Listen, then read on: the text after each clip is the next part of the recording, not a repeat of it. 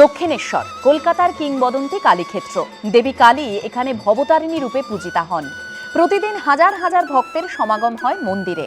এই ভবতারিণীর মূর্তি তৈরি করেছিলেন যে শিল্পী, এবার তাঁরই মূর্তি স্থাপন করা হলো মন্দির চত্বরে। বৃহস্পতিবার মূর্তির উদ্বোধন করলেন রামকৃষ্ণ মঠ ও মিশনের অধ্যক্ষ স্বামী গৌতমানন্দজি মহারাজ। দক্ষিণেশ্বর মন্দিরে ভবতারিণীর যে মূর্তি পুজো হয়, রানী রাসমণি সেই মূর্তি তৈরির বরাত দিয়েছিলেন সেই যুগের প্রখ্যাত শিল্পী নবীন ভাস্করকে। বর্ধমানের দাঁইহাটের শিল্পীর হাতেই রূপ পেয়েছিল দেবী ভবতারিণীর মূর্তি। 1855 সালে জগন্নাথ দেবের স্নানযাত্রার দিন মূর্তি প্রতিষ্ঠা করা হয়েছিল দক্ষিণেশ্বর মন্দিরে। এবার শিল্পীর পূর্ণাবয়ব ব্রোঞ্জের মূর্তি স্থান পেল মন্দির চত্বরে। সমীরণ পালের রিপোর্ট, এবিপি আনন্দ।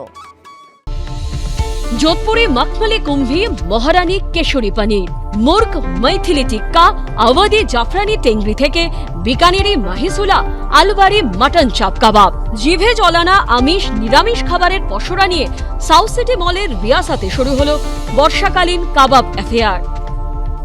সাউথ সিটি মলে স্পেশালিটি রেস্টুরেন্টস লিমিটেডের রিয়াসাতে শুরু হয়ে গেল মনসুন কাবাব ফেস্টিভ্যাল। জয়পুর, যোধপুর, বিকানের, অবধি সহ আরও অনেক রয়্যাল কুইজিন কাবাব আপনার প্লেটে।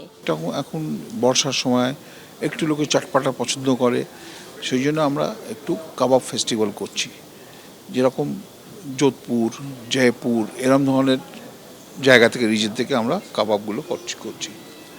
তো এই কাবাব ফেস্টিভ্যালটা 15 দিন মতন চলবে, 15 ডেজ। তো ডেফিনেটলি 8 থেকে 9 রকমের কাবাব রয়েছে, নিরামিষ আর আমিষ মেলানো।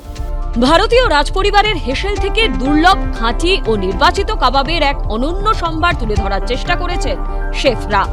তখনকার যখন লোকেরা যুদ্ধে যেত, তো যুদ্ধে যাওয়ার সময় সেই সময় ওরা যে ছোট ছোট কোকিল বা ছোট ছোট যে মুরগি কোনো মানে হান্টিং করতো, রাজপুত হান্টিং করার পর ওটাকে ওরা কুক করতো কি, তো এখানে তো বালি ডেজার্ট কুকিং আছে, তো ডেজার্টের মধ্যে গর্ত করে সুন্দর গরম তুপ্ত রেখে ওরা কিছুক্ষণ কুক করে ওই প্রসেসে, তাই ওইটাকে আমরা করে একটু মডিফাইড করে আমাদের তন্দুর থেকে দিচ্ছি। এছাড়া আমরা দিচ্ছি কাছোয়া হাওয়া বলে একটা রয়্যাল ফ্যামিলি আছে, ওদের একটা শিক কাবাব দিচ্ছি।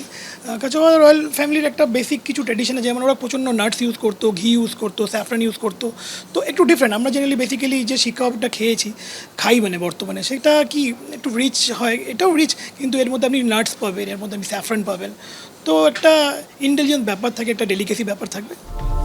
মনসুন কাবাব ফেস্টিভ্যাল উৎসর্গ করা হয়েছে সেই দক্ষ রাজকীয় খানসামাদের, যাদের অসাধারণ রন্ধন শৈলী সাধারণ উপকরণকে রাজকীয় ভোজের রূপ দিয়েছিল। আপনি যদি কাবাব প্রেমী হন কিংবা ব্যতিক্রমী অভিজ্ঞতার অনুসন্ধান করেন, তাহলে কাবাব অ্যাফেয়ার আপনাকে নিয়ে যাবে এক অবিস্মরণীয় স্বাদ সফরে।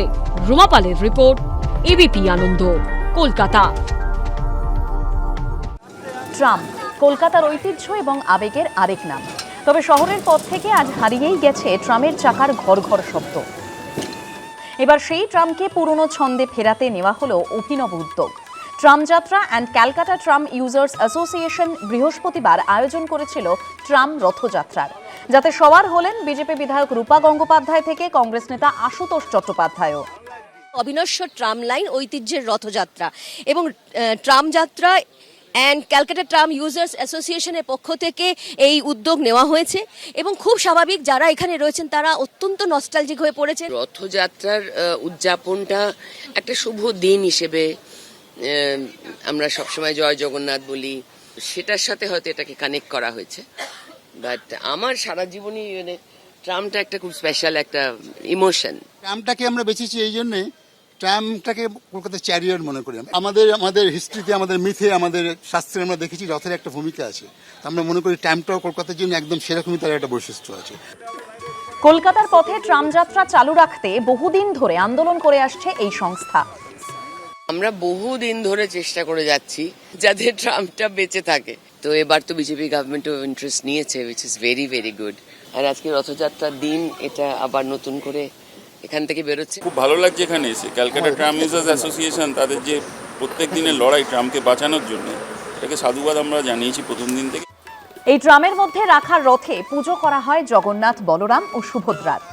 রুমা পাল, এবিপি আনন্দ, কলকাতা। এবিপি আনন্দ এগিয়ে থাকে, এগিয়ে রাখে।